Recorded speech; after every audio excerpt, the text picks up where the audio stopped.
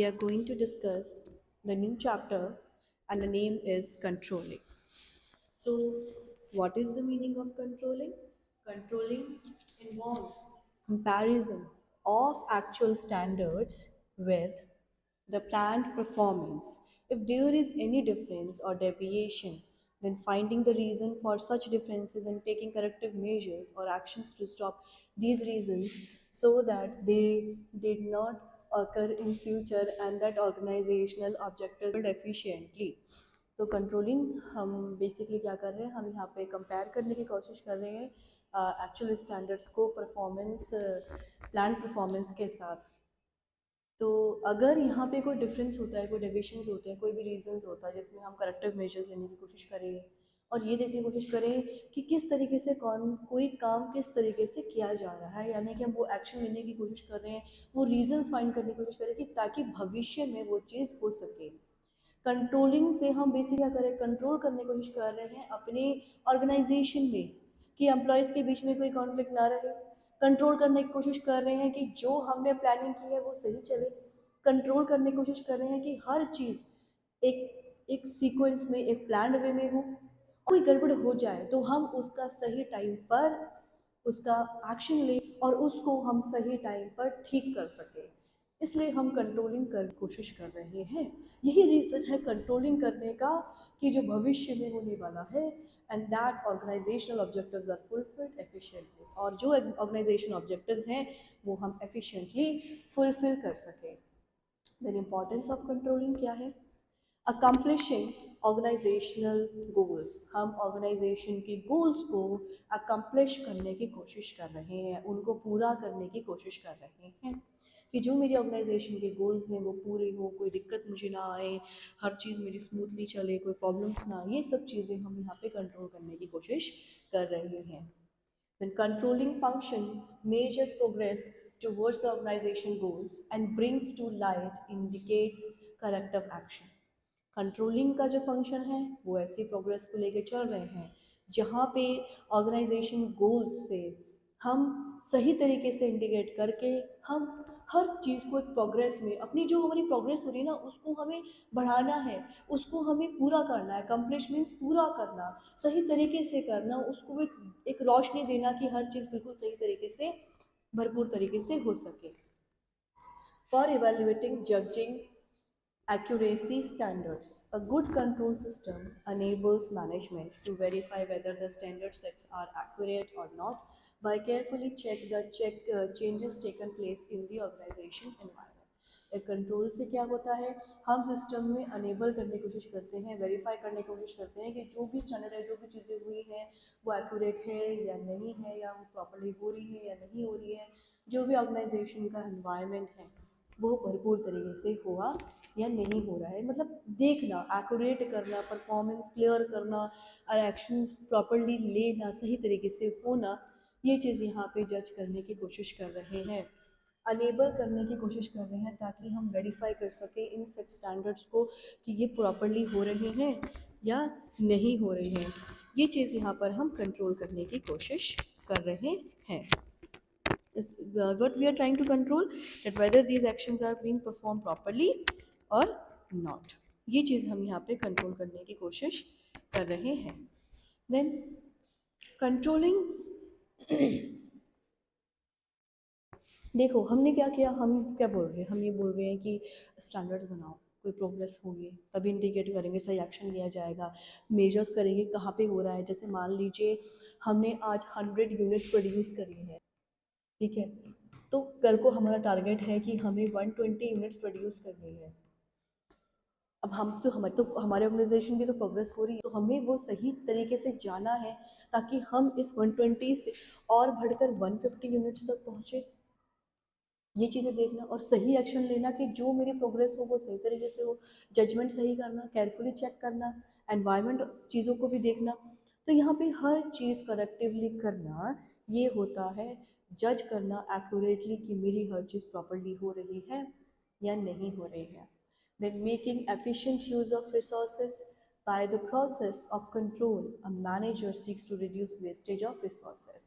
अब कंट्रोल के प्रोसेस से क्या होता है, मैनेजर ये कोशिश करता है कि जो मेरे रिसोर्सेज वेस्ट हो रहे हैं वो ना हो, हम इम्प्लीमेंट कर सकें, अच्छा हर एक्टिविटी को परफॉर्म कर सके इस तरीके से कि हर स्टैंडर्ड जो है हर स्टैंडर्ड को, हर चीज़ को, हम हर नॉर्म्स को हम पूरा कर पा रहे हैं, अपने रिसोर्सेज को हम एफिशिएंटली यूज़ कर पा रहे हैं, भरपूर यूज़ कर पा रहे हैं, कोई चीज़ वेस्ट नहीं हो, हर चीज़ यूज़ की जाए। क्योंकि कई कंपनीज ऐसी होती हैं जो नेचुरल रिसोर्सेज से डील कर रही हैं, अगर वो नेचुरल रिसोर्सेज को वेस्ट करेंगी, वो पहले ही इतने सालों बाद बनती हैं, उनको इतने साल लग जाते हैं बनने के लिए, और हम उसको ऐसे वेस्ट करेंगे तो हमारे लिए वो चीज़ ख़राब होगी। तो चीज़ों को इस तरीके से यूज़ करना कि वेस्टेज कम से कम हो सके।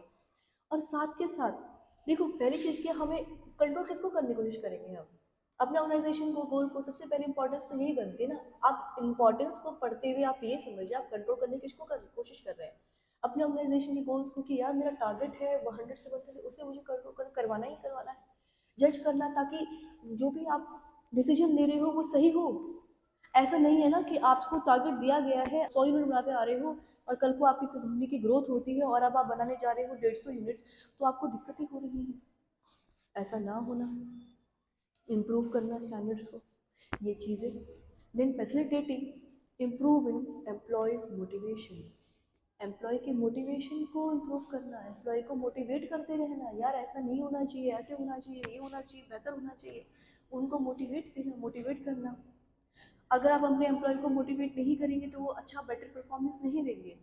So good control system ensures that employees he ensure know well in advance what they are expected to do and also the standard of performance। तो यहाँ पे ये पता लगाना और उनको ये पता होना चाहिए कि क्या उनका स्टैंडर्ड है, what they are expected to do, कि क्या उन्हें करना है और क्या उनका स्टैंडर्ड है, किस तरीके से उन्हें चीज़ों को करना है। मोटिवेट करते रहना, हेल्प करना, उनको बेटर परफॉर्मेंस देना, बेहतर देना, ये चीज़ होती है कंट्रोल करना। इम्प्रूव करना उनको क्या है, मोटिवेट करते रहना ताकि वो बेटर परफॉर्मेंस दे, कंट्रोल करके रखना अपने एम्प्लॉयज़ को और उनको दिलासा देना और ये देना ताकि वो एम्प्लॉयज़ बेटर करें। देखो, मोटिवेशन किसको दोगे, आप तो बेटर हो, आप तो ऑर्गेनाइजेशन के लिए बेटर कर रहे हो, बट मोटिवेशन किसके लिए दोगे, किसको दोगे, एम्प्लॉयज़ को, ताकि वो वेल रहे, एडवांस्ड रहे, इसलिए। Then facilitating coordination in action and controlling each department and employee is governed by predetermined standards which are well coordinated with another। तो यहाँ पे कंट्रोलिंग में हम ये देखने की कोशिश कर रहे हैं कि हम कोऑर्डिनेट करने की कोशिश कर रहे हैं प्रीडिटरमाइंड स्टैंडर्ड्स को, कि वो एक दूसरे के साथ बेहतर कोऑर्डिनेट कर पा रहे हैं या नहीं।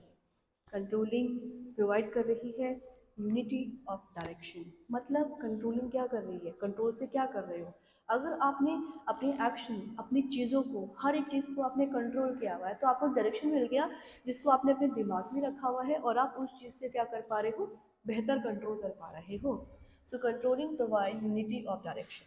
For example, implementing control, it keeps in mind that the standards of production department and sale department should not be mismatched।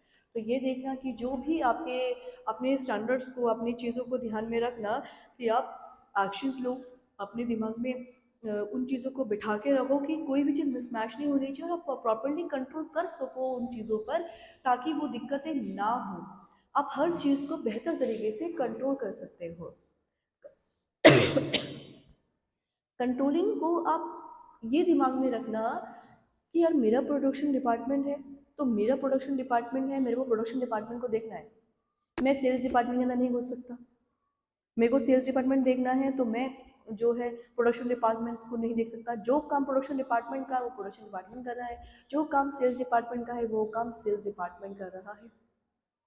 फिर नेक्स्ट चीज़ वेरी वेरी इंपॉर्टेंट, कंट्रोलिंग से हम ऑर्डर एंड डिसिप्लिन भी ला रहे हैं अपनी ऑर्गेनाइजेशन के अंदर। Controlling creates an atmosphere of order and discipline in the organization by keeping a close check of the activities of employees। यहाँ पे हम अपनी एम्प्लॉयज़ की एक्टिविटीज़ को भी चेक कर रहे हैं, ये देख रहे हैं कि वो काम सही तरीके से कर रहे हैं या नहीं कर रहे हैं, उनकी चीज़ें प्रॉपर्ली हो रही हैं या नहीं हो रही है, ये सारी चीज़ें ध्यान में रखना, अपनी एम्प्लॉयज़ की एक्टिविटीज़ को ध्यान में रखना, उनको देखना कि वो प्रॉपर्ली डिसिप्लिन में है या नहीं है, ये सारी चीज़ें देखना। ऑर्गेनाइजेशन में एक ऑर्डर और एक डिसिप्लिन को बनाकर रखना, ये होता है कंट्रोलिंग का कंट्रोलिंग में हम जब एक एटमॉस्फेयर डिसिप्लिन एटमॉस्फेयर बनाने की कोशिश करते हैं, ये चेक करने की कोशिश कर रहे हैं कि एम्प्लॉयज़ की एक्टिविटीज़ क्या है, क्रिएट करते हैं ऐसा एटमॉस्फेयर ताकि डिसिप्लिन बना रहे ऑर्गेनाइजेशन के अंदर और हम चेक कर सकें उन सारी एक्टिविटीज़ को उन एम्प्लॉयज़ की। ठीक है, देन फीचर्स ऑफ कंट्रोलिंग। अभी तक फिलहाल मैं एक बार आपको फिर से जिस्ट बता देती हूँ कि हम एक्चुअली कब हमने पढ़ा क्या है, क्या समझा है। कंट्रोल से आप क्या कर रहे हो, कंट्रोलिंग कर रहे हो, कंट्रोल कर रहे हो। कंट्रोलिंग में आप कंट्रोल कर रहे हो अपने एक्शंस को, अपनी चीज़ों को, ताकि आप ऑर्गेनाइजेशन की बेहतरी के लिए काम कर सको। ये चीज़ आप यहाँ पे कंट्रोल करने की कोशिश कर रहे हो, जिसमें आपको अपने ऑर्गेनाइजेशन की गोल्स को पूरा करना है, अकम्प्लिश करना है। कुछ सर्टेन चीज़ को you can mark as a tag line over here. Accomplish करना है मीन्स फुलफिल करना है, पूरा करना है, इवेल्युएट करना है, जज करना है, गलत ना हो, सब चीज़ों को पूरा यूज़ करना है, अपने एम्प्लॉय को मोटिवेट करना है, फैसिलिटेट करना है कोऑर्डिनेशन के एक्शन को, इंश्योर करना है ऑर्डर और डिसिप्लिन को, कि हर चीज़ प्रॉपरली हो, को हर चीज़ कोई किसी चीज़ में कोई दिक्कत ना आए, ये चीज़ यहाँ पे इंश्योर करना।